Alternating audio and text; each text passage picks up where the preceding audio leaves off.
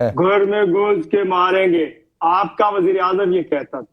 अनवारुल हक साहब ने कहा कि जो वो घर में घुस के मारने का अनाउंस करते थे, हमने वाकई घर में घुस के मारा, बड़े जाकर के हिंदुस्तान में सिंदूर लगाया और बड़ा बेहतरीन लाल किले तक कब पहुंच गए इरशाद? दिखा नहीं सकते। इरशाद, जो क्लैश हुआ, आप तो भारतीय सीमा नहीं घुस पाए, लाल किला तो बहुत दूर की बात है।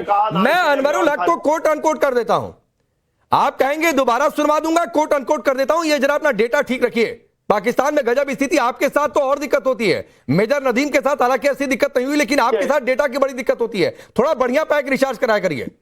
कुछ सहयोग चाहिए तो बताइए, कर देंगे। आप आते रहते हैं बराबर चैनल पर, नहीं चाहूंगा कि आपका वाईफाई गड़बड़ हो, आप कहिए आपको रिचार्ज में सहयोग कर देंगे। लेकिन सुनिए, मैं कोट अनकोट करता हूं अनवरुल हक को।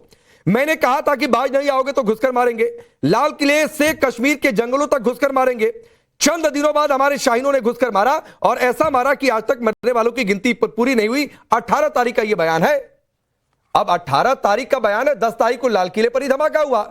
तो सवाल उठता है कि उमर को रेडिकलाइज प्लानिंग, ये तो कह रहे हैं अनवरुल हक कि सब पाकिस्तान ने किया।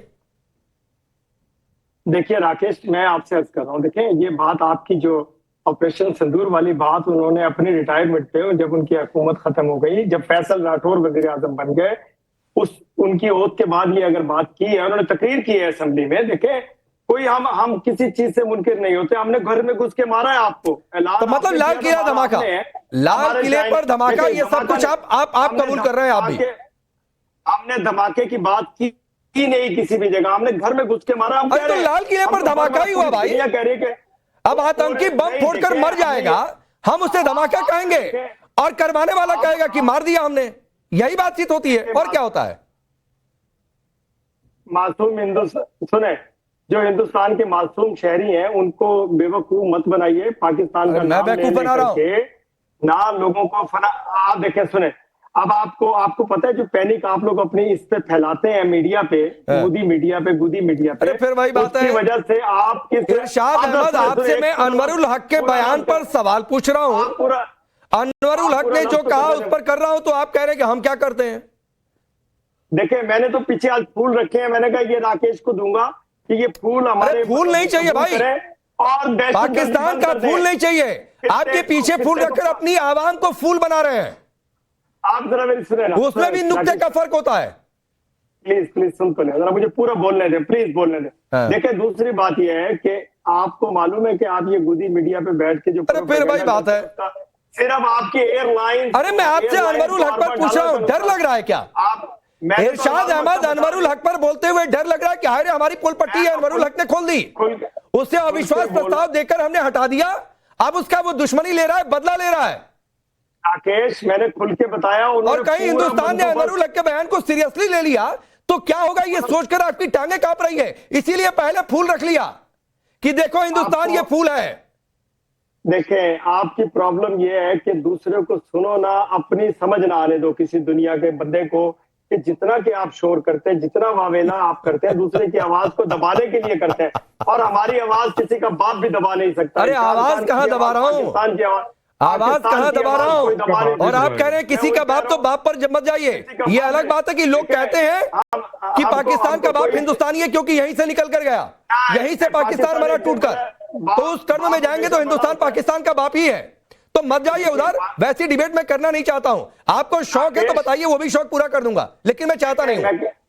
आप बस सुन तो ले, बाप बड़ा होता है, हम एक दिन बड़े हैं आपसे, एक दिन बड़े हैं भले, लेकिन बाप बड़ा होता है, ये याद रखिएगा।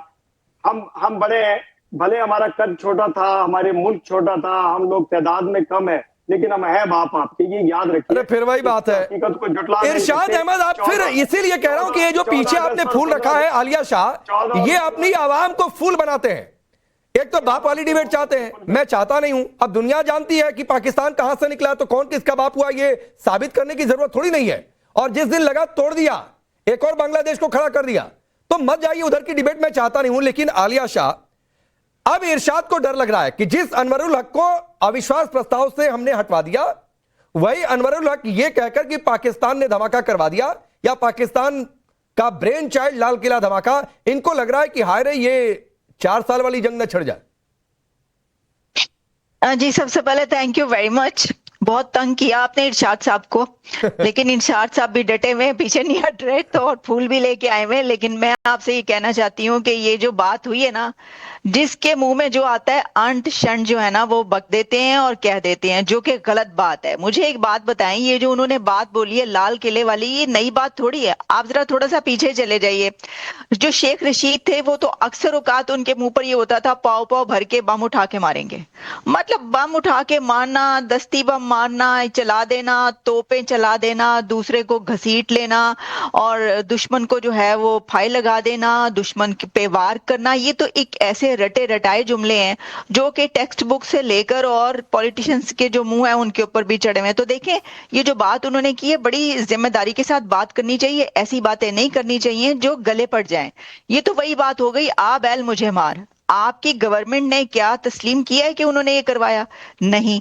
आपकी एस्टेब्लिशमेंट ने आपको ये कहा है, मतलब कोई वर्डिक्ट ही नहीं आया पाकिस्तान की तरफ से, आप उसको खुद अपने गले ले रहे हैं।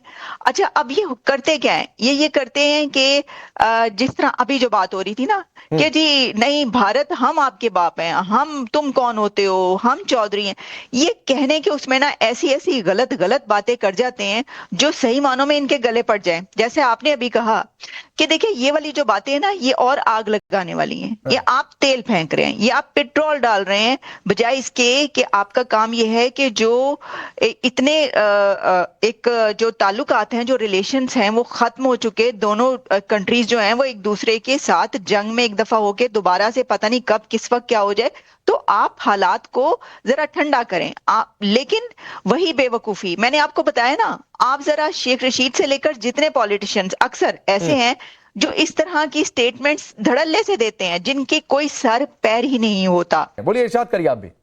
मैं कहता हूँ, देखिए कितने आराम से, मासूमियत से आपने ये खातून जो बोलती हैं उसको सुनते हैं, उसके दरमियान बिल्कुल बोलते नहीं आप। क्योंकि ये इस तरह जैसे आरजू है, ये सेकंड आरजू लेकर के आप आने लग गए अपने सेकंड आरजू। ये भी पाकिस्तान आलिया अपने आप में काफी है, उनको सेकंड आरजू के तमगे की जरूरत थोड़ी नहीं है। मैं बता रहा हूँ, देखिए आप नहीं बोले इनके दरमियान, देखिए मैंने शुरू नहीं किया तो आपने चीखना शुरू कर दिया। देखिए आलिया को मालूम नहीं, आलिया उल्टी सीधी बात कर रही है।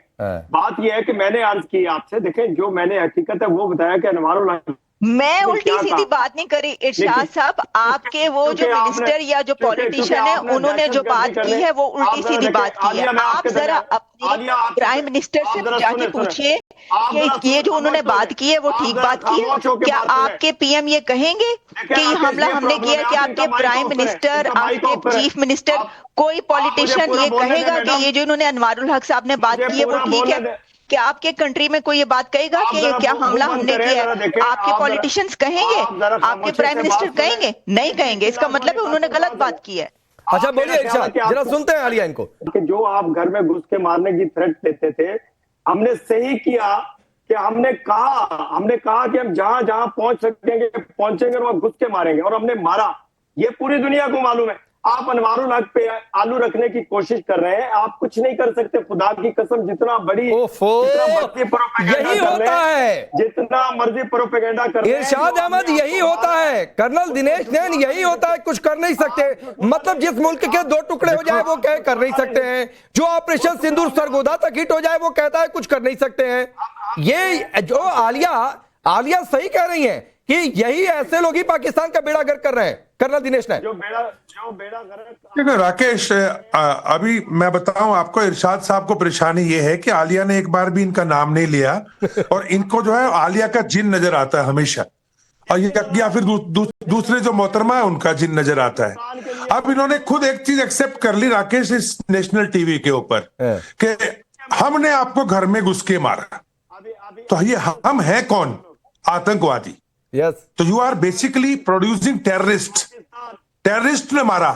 अरे इरशाद साहब, आप तो बोलो ही मत, आप तो पाकिस्तान के लिए गद्दार हैं, क्योंकि इमरान खान को आपकी सेना ने मारने की प्लानिंग बनाई है, उसकी बहनों को सड़कों पे घसीटा जा रहा है, और देखो मेजर नावेद हंस रहे बैठ के आराम से मौज कर रहे हैं, और आप एक ऐसे सियासतदार हैं, ऐसी पार्टी से हो, बेशरम इंसान, लोकतंत्र को खा गए आप, आइन को खा गए, और आपको शर्म नहीं आ रही, आप बेशरम इनके गुणगान किए जा रहे हो, और उधर मोहतरमा को जमीन पे घसीटा जा रहा है, और आपकी लोकतंत्र को खा गए आप लोग। आपके आईन बदल दिया, आपके जुडिशरी बदल दी, रूल्स बदल दिए, आपका कॉन्स्टिट्यूशन बदल दिया, और बैठ के यहाँ पे इतनी जोर जोर से चिल्ला रहा है, बेशरम गद्दार इंसान, तुम पाकिस्तान के गद्दार हो, हिंदुस्तान तुमसे बात भी करना पसंद नहीं करेगा।